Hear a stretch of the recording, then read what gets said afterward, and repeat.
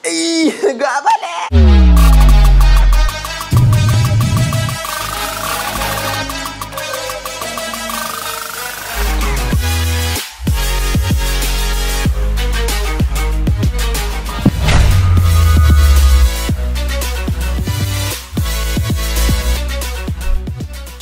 Hi mga sis! Welcome back to another vlog!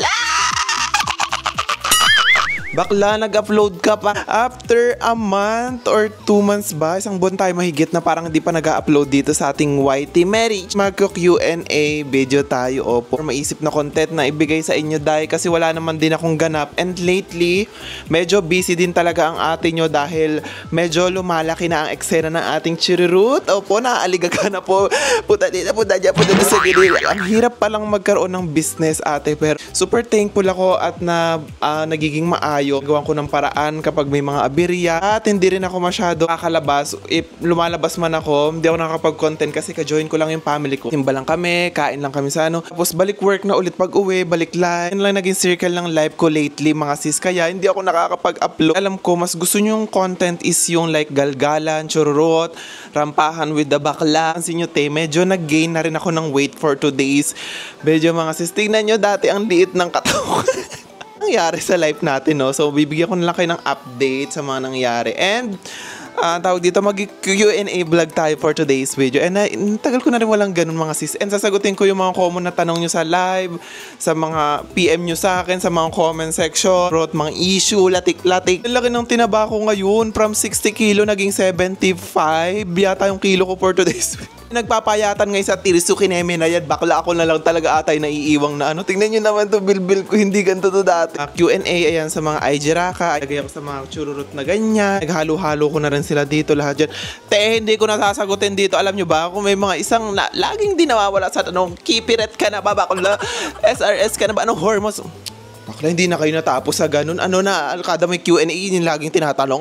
Sabi ni Erko, ay, gege, ano ba? So, how's life lately? Ayan, so lately, I've been busy doing something for my business. Bakla, pag ikaw sinapito ko din. Ayan, dahil sa mga business natin. So, every other day, thrice a week ako nagla-live ating TikTok shop. So, yun yung aking inaano. Actually, para pinakamatagal ko is 8 hours na live. Ginagawa ko lately mga sis, kaya hindi rin ako nakakapag-upload dito sa ating YT Marie kasi nga naging busy rin ako in TikTok live and sa ating business. So, yun lang naman talaga yung maririnig nyo dito. Yun lang yung pinagkakaabalahan. Isa sa mga napakadaming tanong about sa friendship natin, bakla. Ito, kamusta na kayo ni Nika? Ano ba ang nangyari? Bakit parang di na kayo nag-uusap o nagsasama? Ayan, ang dami pa rin nag-message sa akin. Ang dami pa rin sa mga comments, sa mga live, lagi nasisingit sa ganyan. So, at least, itong video na to, sabihin ko na lang, panoorin nyo na lang itong video na. Tama na yung mga chika na ganyan, paulit-ulit napapagod ako i-chika sa inyo kung ano nangyari. Wala na po yung transcester or yung tatlong grupo namin. Si Pritz, ako, and si Nika. So, ayan, para isang bugahang salita na lang mga te. Mag-check out muna kayo ng mga perfume collection natin. Marami tayong inspired perfume dyan. Pumunta lang kayo sa aking TikTok shop. Go or link down below. Ang nangyari po talaga is napol yung isa sa amin sa isa't isa. Nag-ishibuli RH. Hindi na namin nakakasama ang ate mo, Alodia. Ano ba nangyari sa amin talaga? Nakalimutan ko na rin kasi na. So, nagtampo ang ate mo kasi nga hindi siya nakaka-join sa mga eksena. Kami naging okay, nagkatampuhan, nakakasama sa ganito. Kasi usually, ang ate mo kasi, Alodia, kasi kabisado ko yung oras niya, kaya hindi ko na rin siya minsan nai-invite. Ang labasan namin mga nakaraan nun, yung aura-aurahan namin. Tapos, siguro nagtampo siya kasi kami nakikita kami ni Fritz, nakikita kami nila Andeng. 12, alauna kami nakikita-kita o pa naghahanap kami ng SB na 24 hours. Yung ate mo, Alodia, hindi mahilig sa mga ganyang keme at alam ko hindi na siya sasama ng ganong eksena, ng ganong oras. So, and hindi ko alam kung ano pa yung may nangyari. Ano pa ba yung nangyari sa amin? Hindi ko na maalala kung ano ba yung pinaka-roots ng neme na ganyan. Kasi kami pa ni Fritz kasi hanggang umagdamagan, ganun yung atake namin. So, kaya lagi kami magkasama. So, mag-birthday kasi si Akla last time. I-message ko sana siya. Actually, okay na kami. Okay na kami sa mga chururot. Ganyan na pag-usapan na namin.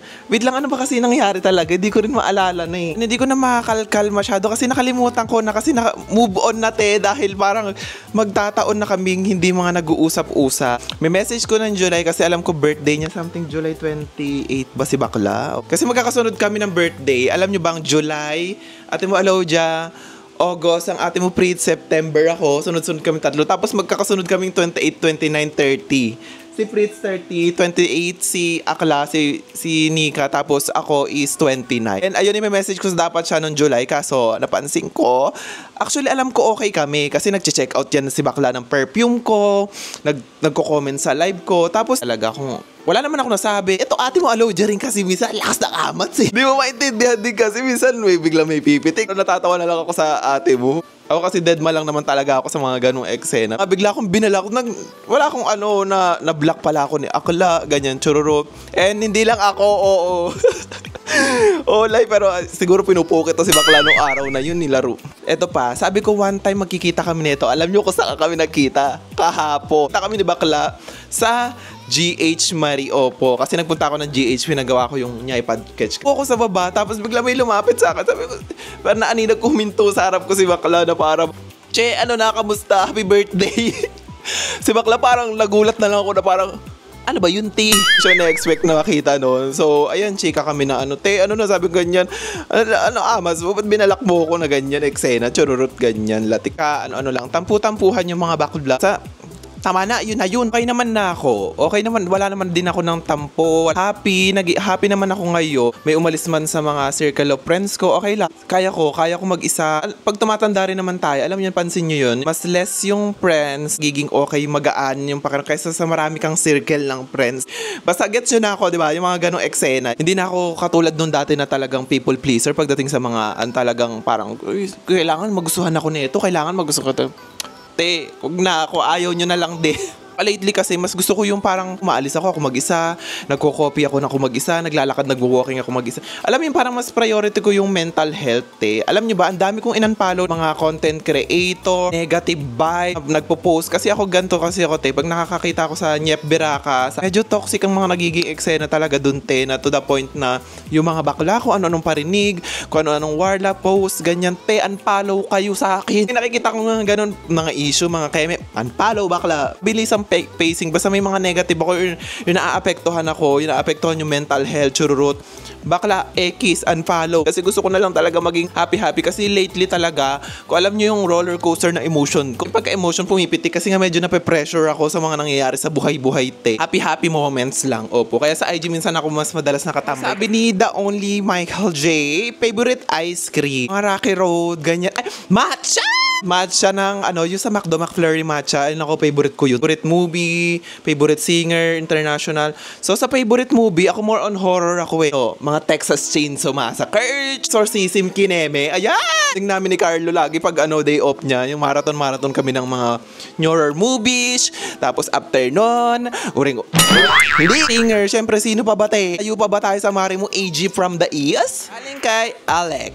Anong hormones mo? Charot, nagugluto ka pa rin ba, mami? Ito, isa to sa pinakamadaming tanong sa akin, as in, hindi rin nawawala to. So, hormones, hindi po. Natigil po ako ng hormones. So, ayan, marami rin nagtatanong niyan. Sasagutin na rin natin. Bakit ka tumigil sa hormones? Minsan sumakit yung sikmura ako ng malalate na yung pala, nakala ko, acidic, churur, ganyan. Hindi. Meron pala akong polyp sa aking gallbladder. Ayun, parang ako ng mga fats, mga fast food, mga chururut na ganyan. Lahat ng bawal, mga bebs, is pwede siyang maging stone. Rin sa reason kung bakit siya sumasakit or nagtitrigger, may factor din pala ang hormones. Bakla sa kakainom ng mga pills siya mag-cause ng something sa ating gallbladder, Marie. Sa mga hormones din. Kasi pag tumaas yung estrogen level, sobrang taas ang estrogen level natin sa katawan, mga bebs, sasakit siya tayo at contraceptive pills na kaya consult your endocrinologist talaga, mga te. Huwag kayong uminom ng mga contraceptive pills like Marvelon, Micro, Diane, Trasdipo, Chururut.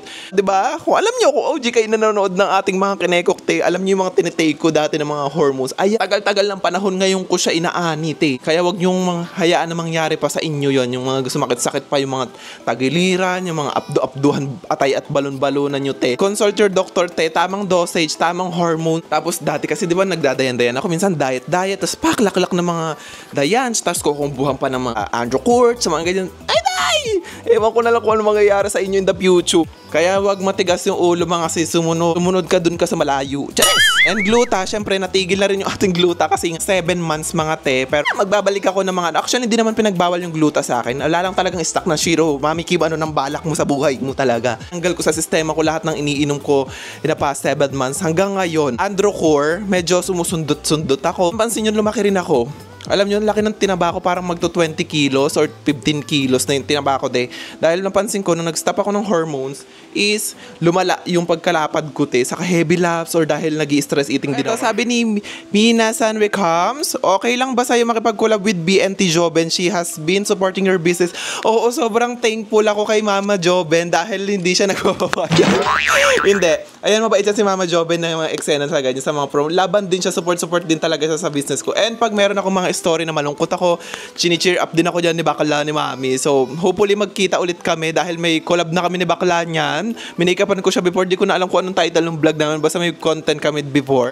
Alam ko, sabi ko yun 2025, open ako sa mga collab na yun, para walang nakikipag-collab. Bakit sino ka ba kasi pa nakikipag-collab ka na ganyan? Laos ka na ba? Open ako sa mga collab, lalo na sa BNT. Ay, dahil lagi halos araw-araw ko, alam nyo lang. Araw ako nakaabang sa mga Team Impact Cavite. O kila Joben, kila Madam Ivan, kila Aye, EM, kila Darla. Ayan yung mga Team Impact. Naaliw ako sa kanila, pala na pagbuo silang nagko-content. Marathon pa rin ako ng mga vlog nila, like video ni Lloyd na mga naglaresyo sila, nagpunta sila ng Baguio, nagbaler, old video na naaliw ako sa kanila hanggang Luna. Ito, ang dami na nagtatanong work nyo ate. Si Bakla, ano pa ba, hindi nyo pa ba nakikita ko ano yung work na ito? Sa Ibora, misis! Yan po tayong business, syempre ating mga perfume collection, again, bug. Marami, super long lasting yan, and same na same sa original mga bebs. Janelle Arman Collection, bug. Yan, full-time content creator, ganun, content creation nung nagig-atake ko. Eme-eme si Bakla, merong apam to, may sa Ibora, misis, ito, maharbat to.